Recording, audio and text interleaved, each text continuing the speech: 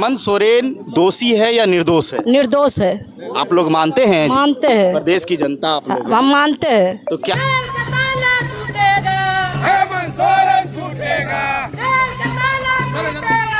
हेमंत सोरेन छूटेगा, हेमंत सोरेन छूटेगा। जिंदाबाद जिंदाबाद जिंदाबाद जिंदाबाद। मोदी जब घबराते हो, ईडी करते हो, मोदी जब घबराता है, ईडी करता है, मोदी जब घबराता है, ईडी करता है। जोहार झारखंड में हेमंत सोरेन को लेके जो है न्याय यात्रा, न्याय मार्च निकाला गया और जिस तरह से खबरों में सामने निकल के आया है कि हेमंत सोरेन जो है अभी भारत में आदिवासी का सबसे बड़ा चेहरा निकलकर सामने आया है। इस वक्त जमुआ प्रखंड में मैं मौजूद हूं और न्याय मार्च देखिए यहाँ हो रही है और जिला से जो है सो गिरिडीह जिला से पहुंचे हुए हैं अजीत कुमार पप्पू जी। न्याय मार्च का क्या मकसद है? जिस तरह से एक आदिवासी पिछड़े वर्ग के लोगों को जिस तरह से फंसाया जा रहा है बिना तथ्य के, हेमंत सोरेन ने खुले चुनौती विधानसभा में दिया कि मेरे द्वारा किसी भी प्रकार का अगर पट्टा दिखा दिया जाता है मैं राजनीतिक छोड़ दूंगा और झारखंड से चला जाऊंगा। इतना दिन होने के बाद भी भाजपा की सरकार एक भी तथ्य उसके सामने नहीं रख सका है और ज़बरदस्ती उसको गिरफ्तार करने का काम कर रहा है। यह पूरा भारत में पहला ऐसा मुख्यमंत्री है जिसको ज़बरदस्ती भाजपा की सरकार के द्वारा गिरफ्तार किया गया है और यातना देने का काम कर रहा है, क्योंकि भाजपा सरकार लोकप्रिय हमारे हेमंत सरकार से जो विकास के गति को पूरा झारखंड मुक्ति पूरा राज्य में फैला रहे थे और जो उनका जो कार्यक्रम था आपके द्वार, जो आपके घर के द्वार, जो लोग को अपने मोहल्ला टोला में जो द्वार लगा के वृद्धा पेंशन, विधवा पेंशन, जितने प्रकार की पेंशन था सबको लगाने का काम कर रहे थे, काम करने का काम कर रहे थे। 95% ऐसे लोग था जिनका काम कर दिए थे और जो केंद्र सरकार जो प्रधानमंत्री जो योजना के तहत जो मकान बन रही थी 5 साल से नहीं दे रहे थे, केंद्र के सरकार हम लोगों के साथ बेईमानी कर रहे थे। तब उन्होंने देखा कि नहीं देगा तो अबुआ आवास का शुरुआत किया और 5 लाख का देने 5 लाख पूरा झारखंड में पहला फेज में देने का काम किया। इससे मोदी सरकार घबरा गई, जाना कि यहाँ पर अब हमको टिकना मुश्किल हो जाएगा। इस में किसको क्या किया जाए तो सीधे साधे जो विकास पुरुष था हेमंत सरकार को जेल भेजने का काम किया। अभी अबुआ आवास की आपने चर्चा की है, अभी जिस तरह से नेता प्रतिपक्ष जो है विपक्ष में बाबूलाल मरांडी ट्वीट करते हैं कि अबुआ आवास जो है झारखंड सरकार वर्तमान सरकार के लिए एक तसल्ली का साधन है, तो इस पर आप क्या कहें? देखिए, बाबूलाल का कहना ना कहना कोई मायने नहीं रखता।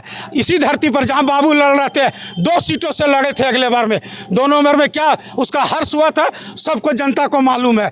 बाबूलाल कुतुब मीनार से भी कूदने को तैयार थे, उनका बोली और करनी और कथनी में कोई अंतर नहीं है, उसके बातों को कोई ध्यान नहीं देता है।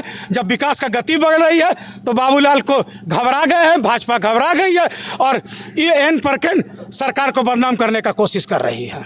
अभी नज़दीक जो है लोकसभा चुनाव है, अब इस लोकसभा चुनाव में झामुमो की क्या रणनीति रहेगी? यहाँ पर हम लोग का जो 14 को सीट है उसमें इंडिया गठबंधन के तहत हम लोग चुनाव लड़ेंगे और 14 का 14 सीट को निकालेंगे। इसी को तो देखकर ये जो एमपी चुनाव आ रहे इसी को देखकर मोदी सरकार डर गई कि विकास पुरुष झारखंड मुक्ति मोर्चा और उनका दल गठबंधन के दल चारों तरफ से 14 का 14 सीट निकालेगी।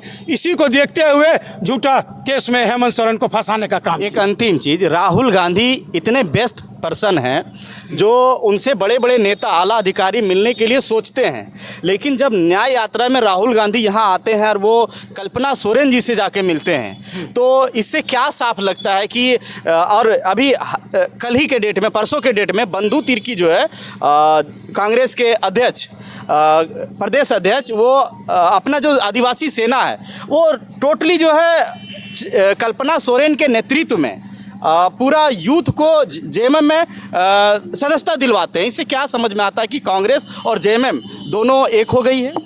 हाँ नहीं, जब से हम लोग गठबंधन के साथ चुनाव लड़े हैं तब से हम लोग एक हैं। और आदिवासी जो बोलिए जो आदिवासी कौम के लोग हैं वो बहुत सेंटिमेंट होते हैं, उन लोग को झूठ सच आता नहीं। वो लोग पूरा झारखंड वाले पूरा देश दुनिया जानता है कि आदिवासी एक सीधा साधा है।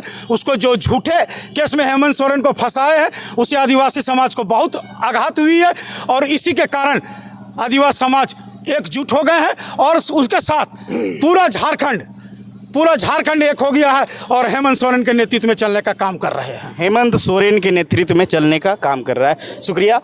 यहाँ कुछ महिलाएं भी हैं, इनसे भी हम जानने का प्रयास करते हैं। इधर न्याय यात्रा में आप लोग आज शामिल हुए हैं, प्रखंड महिला मोर्चा के आप सचिव भी हैं शायद, क्या कुछ कहेंगे न्याय यात्रा को लेके?